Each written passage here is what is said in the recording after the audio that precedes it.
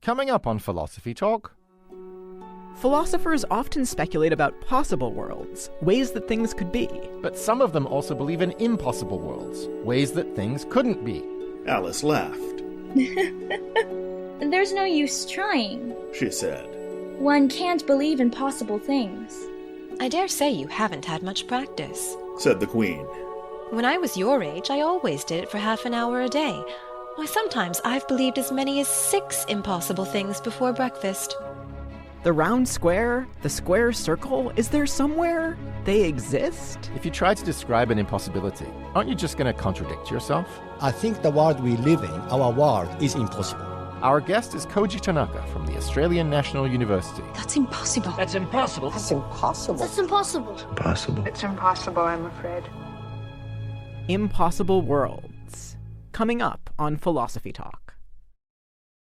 Have you seen our new redesigned website at philosophytalk.org? You can sign up for free to listen to more content than ever, or purchase a subscription for even more perks.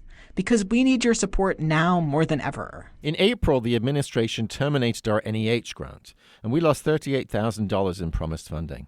And since then, they've been making more cuts to universities as well. Not to mention Congress voting to rescind all public media funding. So while you're checking out that all-new website, please consider a gift of support. Any contribution is vital to helping continue our work. But if you give $500 or more, we'll thank you by name in the credits. And now, on with the show.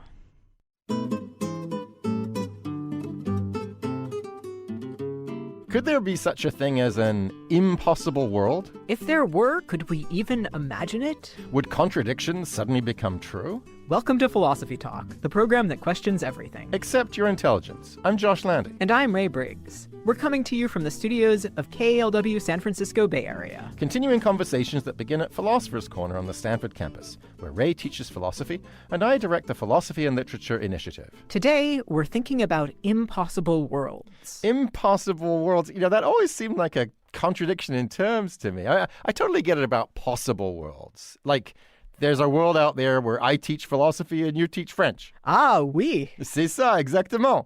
But okay, that's possible worlds, right? Surely there isn't a world in which you do teach French and you don't teach French. That's impossible. Well, wait, you accept that there's, a possible world where I have 3 heads, right? Well, okay, yeah. Well, that's already pretty weird. Why not also think there's a world where I both do teach French and don't teach French? Well, the problem isn't that it's weird. It's that it's contradictory. It violates the laws of logic. So that world can't exist. Wait. According to that impossible world, contradictions are true. That's why it's impossible. I said that contradictions are true in impossible world. I don't think they're true in real life. Oh, you're breaking my brain here, Ray. If something is contradictory, how can it be true anywhere? I mean, you can't be older than your mother, wherever you are, even if you move to Mars. But impossible worlds aren't places you can visit. They're more like stories. And stories can contradict themselves. Okay, now you're moving to my terrain. I love stories, and I love contradictory stories. One of my favorite examples is the Sherlock Holmes stories, where Watson sometimes has a war wound on his leg and sometimes doesn't. I love that. So if you love that, why don't you love impossible worlds? You've just given an example of one. The world of Conan Doyle's fiction. It's here, it's impossible, get used to it. But the thing is, there's no world of Conan Doyle's fiction. There are just multiple possible worlds that Conan Doyle kind of confused with each other. He just forgot that he originally gave Watson a war wound in his shoulder instead of his leg. Okay, maybe that works for the Sherlock Holmes stories, but you can also tell stories that are inconsistent on purpose. Just think about those fantastic drawings by M.C. Escher, like the one where people keep going up and up and up a staircase and then they end up exactly where they started. That's one of my favorite pictures ever. But again, I'm not sure it depicts an impossible world. I mean, couldn't we say it's 2 possible worlds sandwiched together? Like, if you cover up either half of the picture, all you see is people going up. It's only when you put those 2 halves together that they don't make sense. Yeah, Josh, you can get a possible world if you cover up half the picture. But the point is to look at the whole picture. That's where there's an impossible world. Besides, not all impossible fictions are so easy to separate into parts like that. Just think about Tamar Gendler's Tower of Goldbach story. Oh, right. That's the one about God punishing mathematicians when they prove that every even number is the sum of two primes. God makes it so that 12 is suddenly no longer the sum of 5 plus 7. Right, but he offers to relent if the mathematicians can find 12 virtuous people. And they manage to find 5 from one village and 7 from another, but they can't put them together to make 12. It's so good.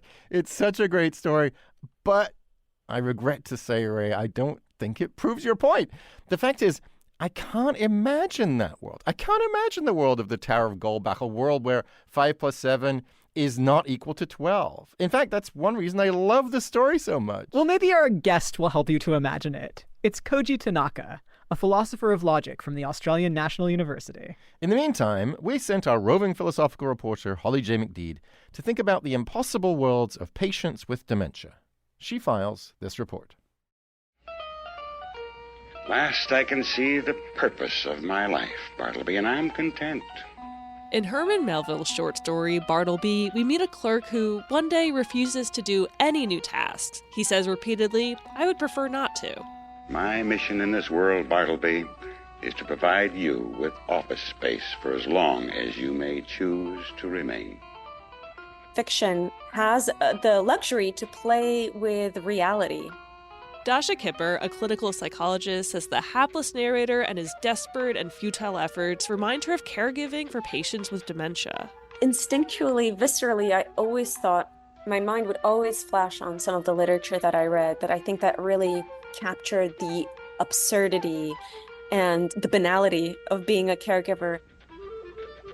Kipper says caregivers are navigating these impossible worlds where they can't count on memory, logic, or continuity.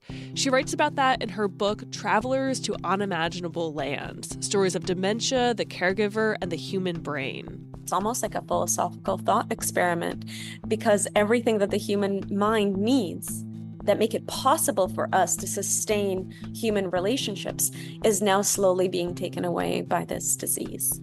And she's seen how this plays out. When Kipper was 25, she moved in to care for a 98-year-old Holocaust survivor in the first stages of Alzheimer's disease. What really struck me as I was taking care of him was how much my own brain was kind of unraveling. Kipper also watched how the man's son would have the same argument with his dad over and over. I would see his son going into the, anger, argument, guilt, anger, argument, guilt. Even knowing about his father's disease, the son would return to the familiar routine and the same family dynamics. In Franz Kafka's The Metamorphosis, the family also falls back to their usual ways in spite of the main character Gregor's pretty dramatic transformation. Gregor Samsa awoke one morning to discover that he had been transformed into a giant cockroach. On the one hand, everything changed when their son transformed into a bug, and on the other hand, absolutely nothing changed. And I found that to be so emblematic of families with dementia. In another example from Kipper's book, a husband begins to think that at certain moments his wife Elizabeth is no longer his wife, but an intruder. She would say, "No, I'm your wife." She'd give him all this evidence, and he would throw her out of the house. He'd become very hostile and defensive. And Elizabeth was really ashamed later on to say how long it took her to stop arguing. Even when caregivers stop arguing against impossible worlds, they can still feel irrational emotions. Kipper points to another example where a husband sees his wife having conversations with book jackets, sharing her childhood in Vienna with Marcel Proust. He would be envious of Thomas Mann. He was very protective of his wife's inner world, and when he would ask about her world to try to be included in it, and he did this gently, she would get very angry with him, like he was intruding and he should really mind his own business. We're biological creatures with social needs that are hard to push aside. Kipper says we expect caregivers to feel sadness, but we rarely acknowledge or see how their own brains are being tormented in the process too. This disease demands so much of our brain that I really believe we're not always capable of. The barriers are so big, and those barriers are not just logistic, they're also neurological. Dasha Kipper says it's a mistake to look at the disease in a vacuum, where one brain has deficits and the other is perfectly healthy, reasonable, and capable. When one person lives in an impossible world, the people close by dip into it too. For Philosophy Talk, I'm Holly J. McDede. Want to hear more?